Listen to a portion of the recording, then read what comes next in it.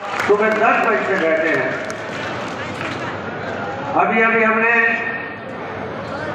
8 तारीख को होली का रंग भी खेला। सबने खेला कि नहीं खेला रंग होली का? होली का रंग खेला कि नहीं खेला? ये हमारा भारत का एक बहुत बड़ा त्योहार है। इस त्योहार के बहाने हम एक दूसरे से रंग लगाते हैं और रंग पूरे शरीर पे लगाते हैं, चेहरे पे लगाते हैं। चेहरे पे जब रंग लग जाता है, उस चेहरे पे जब रंग लगता है, किसी का चेहरा बिल्कुल साफ सुथरा गोरा, उस पे रंग लग जाता है हरा, और एक का चेहरा होता है काला, उस पे लग जाता है लाल। जब लाल और हरा, गोरा और काले पे रंग लगता है तो एक से मानव नजर आते हैं कि नहीं आते? कोई जाति पाति नजर आती है क्या उसमें से? एक ही रूप आता है। परमात्मा ने जिस धरती पर हम भेजे हैं, हम इंसान हैं, हम मानव हैं। इसलिए पैदा हम किसी भी घर पे हों, किसी भी जाति पे हों, परंतु होली का त्योहार ऐसा है कि हम सब मिलकर होली रंग खेलते हैं और रंग खेलने के बाद सब एक भारत माँ के पूत है, इस परमात्मा के रूप में। ये सनातन धर्म की आज है, ये सनातन धर्म की गूंज है। पूरे भारत के अंदर साल के 12 महीने के अंदर हम 3 त्योहार, कोई ना कोई कार्यक्रम यहाँ चलता रहता है। इस साधु जी के बहाने से जैसा उन्हें हमें आशीर्वाद मिलेगा, ऐसा संत के बहाने से हमारा समाज इकट्ठा हुआ है। आज रणधीर धूरी जी ने इसी तरह आज इस कार्यक्रम को आयोजन किया। समाजी मैं इनको पुनः फिर बहुत बहुत बधाई देता हूँ।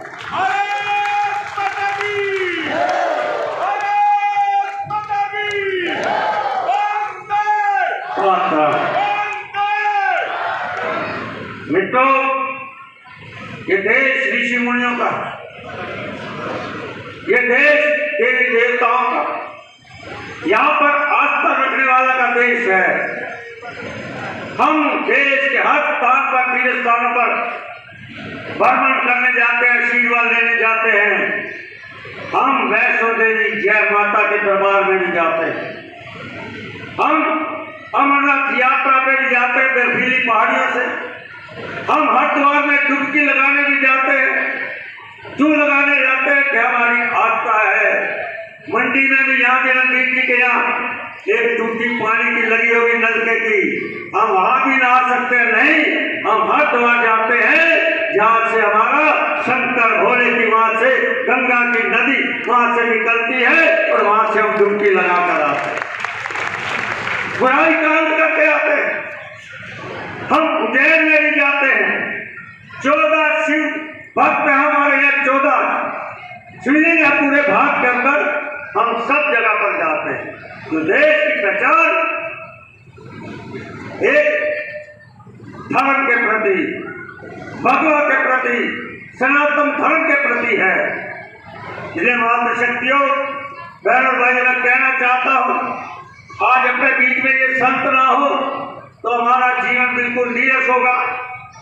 हमें संत समय समय पर हमें जगाते रहते हैं। और मैं बात एक कहना चाहता हूँ, मेरी मातृशक्ति बैठी है, मेरे बुजुर्ग भी बैठे हैं, पत्रकार छायाकर्मी इस काम को नोट कर रहे हैं। साधु जी के सामने मैं कहना चाहता हूँ, आपसे कहना चाहता हूँ, देश की आजादी के बाद देश में राज करने वालों ने, जिन लोगों ने राज किया लंबा, उन्होंने किस तरह इस वोटों की खातिर देश को बांटा। पंडित जवाहरलाल नेहरू ने 1956 के अंदर वक्फ बोर्ड बनाया। क्यों बनाया?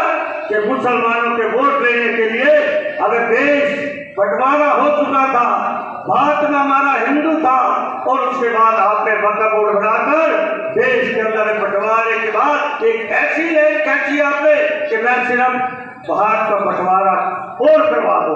ये योजना उस समय के पंडित जवाहरलाल नेहरू ने भारत की जनता के साथ किया। आज भारत के वक्र बोर्ड के बहाने से अपने लोगों को उन्होंने लंबे समय तक बिठाया। और उसके साथ साथ मैं कह सकता हूँ 2014 से पहले हमारे भगवे का रंग फीका पड़ गया था। भगवे का रंग फीका पड़ गया था। 2014 के बाद देश की जनता का मैं धन्यवाद करना चाहता हूं। देश की जनता का मैं धन्यवाद करना चाहता हूं। भगवे को मजबूत करने के लिए देश के प्रधानमंत्री मोदी जी के हाथ में आपने ताकत दी।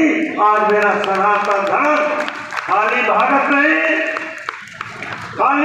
नहीं संसार में भी आज आपकी पहचान बनी हुई है। आपकी पहचान बनी।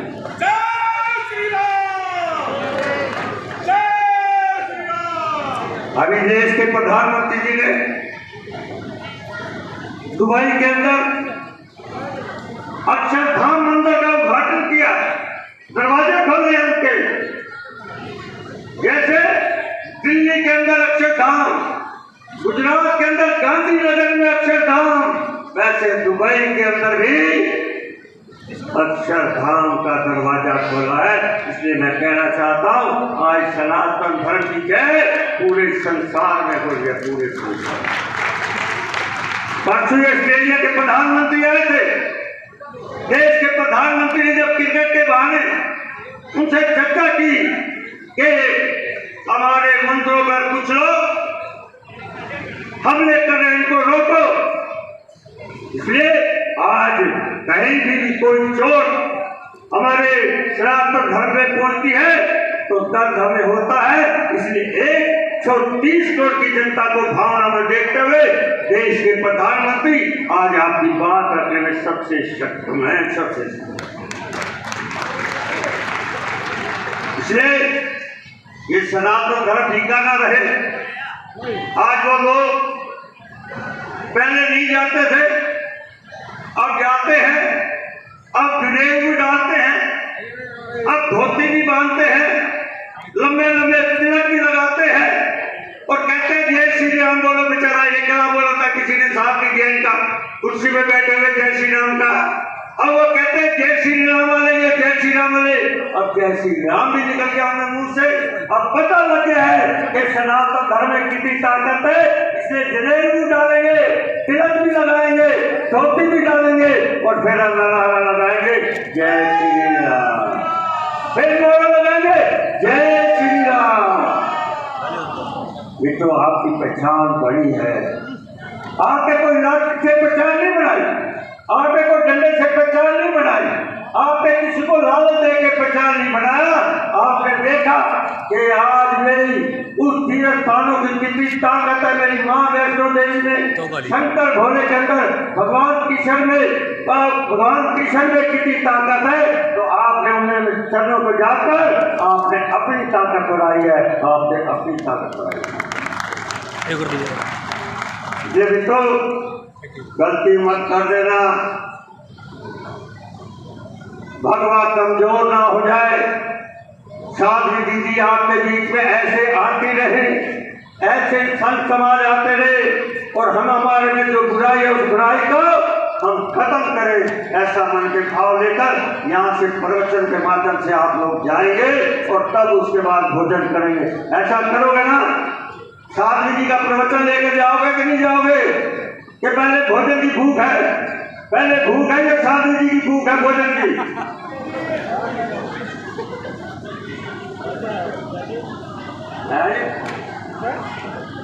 इस तरह सामाजिक सेवाएं कर रहा है, ये सेवा और आगे बढ़ते रहे आपके आशीर्वाद से। आज मैं कह सकता हूं एक काम और आपको करना चाहिए रणधीर जी, जो देश के प्रधानमंत्री जी ने किया,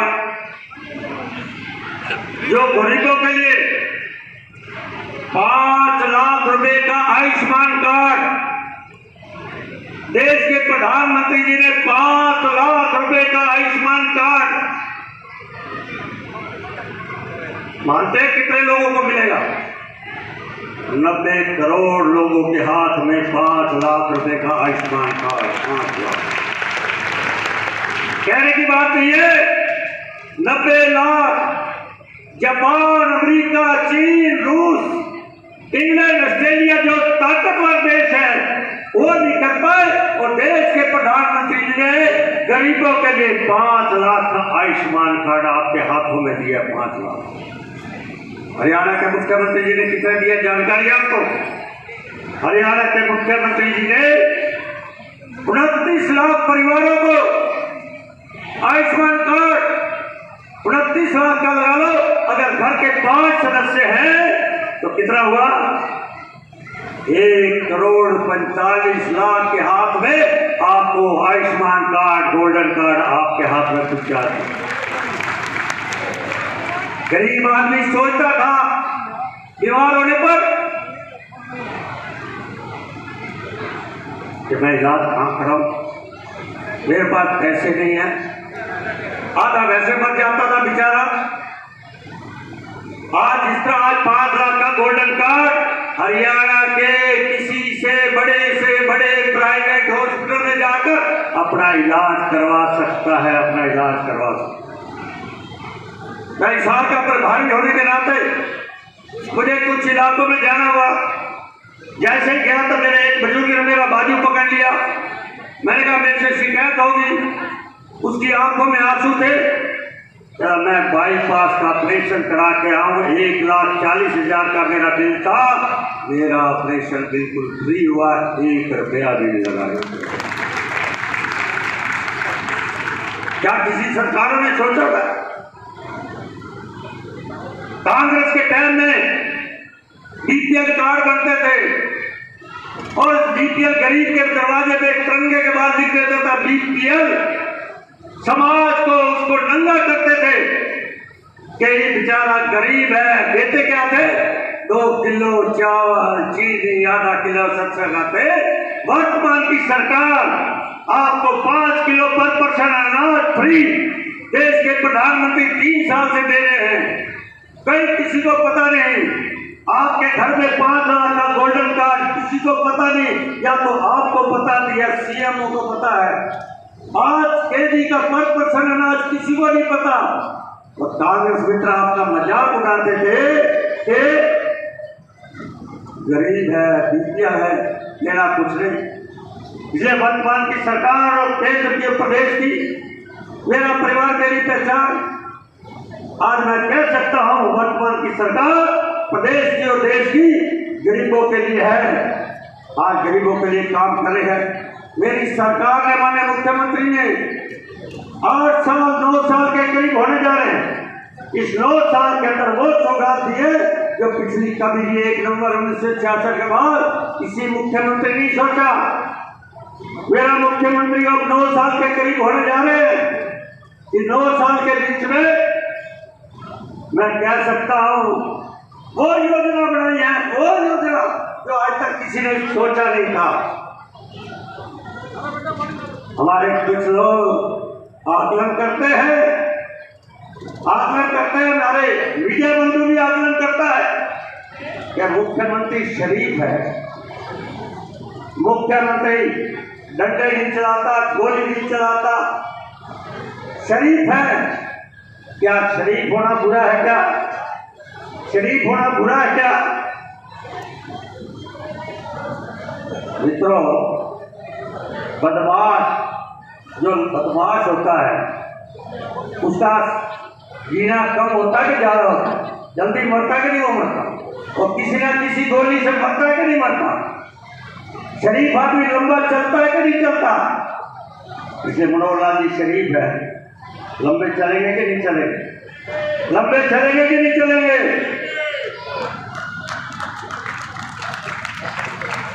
मेरा मुख्यमंत्री ना किसानों पर डंडे चलाता, ना कर्मचारी पर डंडे चलाता, ना व्यापारियों पर डंडे नहीं चलाता, ना विद्यार्थी पर डंडा नहीं चलाता, खेल के खिलाड़ी पर डंडा नहीं चलाता। बताओ, देता ही देता है। जो सौगात मांगो हरियाणा की जनता, जो मांगो मुख्यमंत्री उसमें पास करके हरियाणा की विधानसभा में हरियाणा की जनता को सौगात देते हैं। 1 नवंबर 1966 को हरियाणा बना था। कोई मुख्यमंत्री तो 4 महीने चले, कोई 6 महीने चले, एक नेशनल दल और था। वर्तमान में तो मैं उनको क्षेत्रीय दल बताऊंगा। वो नेशनल दल था, 2.5 साल बाद एक मुख्यमंत्री, 2.5 साल बाद दूसरा मुख्यमंत्री, अदल बदल होते रहते थे। हाँ, एक मुख्यमंत्री 9.5 साल चला। मेरे रोहतक का 9.5 साल मुख्यमंत्री तो रहा। उस मुख्यमंत्री ने अपनी पार्टी के लोगों को घर बिठा दिया। कोई अपना घर बैठ गए, किसी की टांग तोड़ दी, किसी की गर्दन तोड़ दी, किसी का हाथ तोड़ दिया। अपनी पार्टी को कह दिया one man show. One man show को बना दिया।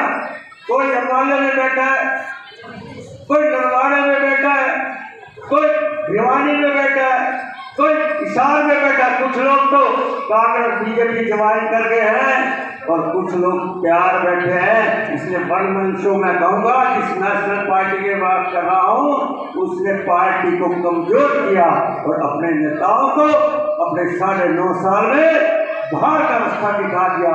और वर्तमान के मेरे मुख्यमंत्री हरियाणा के 2014 से बड़े हैं, 9 साल का समय हो गया।